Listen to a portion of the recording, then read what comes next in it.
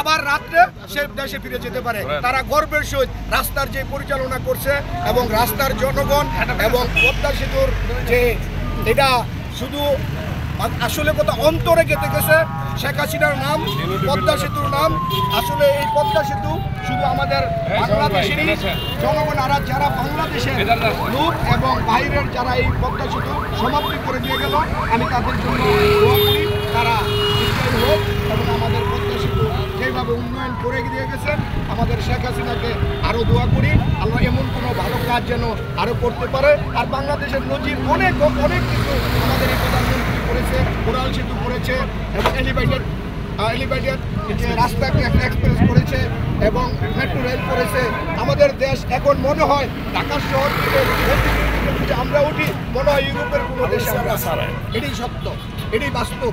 আমি আমার জীবনে অনেক দেশে গেছি, যেমন এখন বিদেশের মনে হয় এয়ারপোর্টে নামলে মনে হয় আমরা একটা ইউরোপের কোনো একটা দেশে আসছি। আমি দোয়া করি, বারবার দোয়া করি এবং আমি বলবো আমাদের জনগণকে যেন আল্লাহ পাক আল্লাহর দরবারে দোয়া করে শেখ হাসিনাকে যেন সুস্থতার সাথে আল্লাহ পাক এক হায়াত দান করে।